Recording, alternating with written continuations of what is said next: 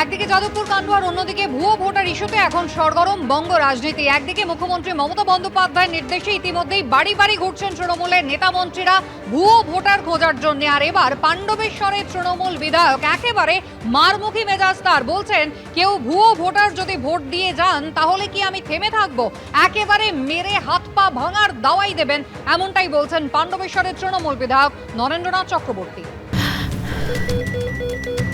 ক্যান্সারে নেই আর ভয়, NCRI হবে এর জয়। আপনাদের ভরসা নেতাজি সুভাষচন্দ্র বোস ক্যান্সার হসপিটাল।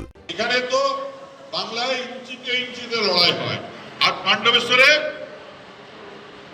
কি হয়? যদি কোনো লালু বলে পাণ্ডবেশ্বরে ফলস ভোট দিয়ে যাবে, তার কি হাত পাতলো গোটা থাকবে? আমি কি বুঝতে পারবো নাকি যে এখানে যে ফলস ভোট দেবে হরিয়ানা থেকে এসে আসছে আইসক্রিম খেতে খেতে ঘর যাবে? নরেন্দ্রনাথ চক্রবর্তী পাণ্ডবেশ্বরের তৃণমূল বিধায়ক, একেবারে হুঁশিয়ারি দিচ্ছেন তিনি। মুখ্যমন্ত্রী ভোটার তালিকা ক্লিন করার কথা বলেছেন নেতাজি ইন্ডোর স্টেডিয়ামের মঞ্চ থেকে, আর পাণ্ডবেশ্বরের তৃণমূল বিধায়ক একেবারে মারমুখী হয়ে উঠেছেন। তিনি বলছেন কোনো ভুয়ো ভোটার যদি ভোট দিয়ে যান, তাহলে হরিয়ানা থেকে যদি কোনো ভোটার এসে ভোট দিয়ে যান বাংলায়, তাহলে কিন্তু একেবারে মেরে হাত পা ভেঙে দেওয়া হবে, ইঞ্চিতে ইঞ্চিতে বুঝিয়ে দেওয়া হবে, এমনটাই তার হুঁশিয়ারি। কিন্তু হতাশ থেকে যে কথাটা বলেছেন এটা বলা ঠিক নয়। এই বিধায়ক জনপ্রতিনিধি, কাউকে ঠেঙে তেড়ে দেবো, লাঠি নিয়ে তেড়ে দেবো, পারুন না। আসানসোল, দুর্গাপুর, রানিগঞ্জ, পাণ্ডবেশ্বর বিভিন্ন এলাকাতে বাইরে চাকরি পেয়েছেন, তাড়তে পার পেরেছেন? সে ক্ষমতা আপনার নেই, কথা বলে লাভ নেই। পাগলে পোলাপোকা বকছেন, এগুলো লাভ হবে না কিছু। তো মানুষকে ভয় দেখাচ্ছেন, চমকাচ্ছেন, চমকানো আপনাদের কাজ, কাজে কাজ কিছু হবে না।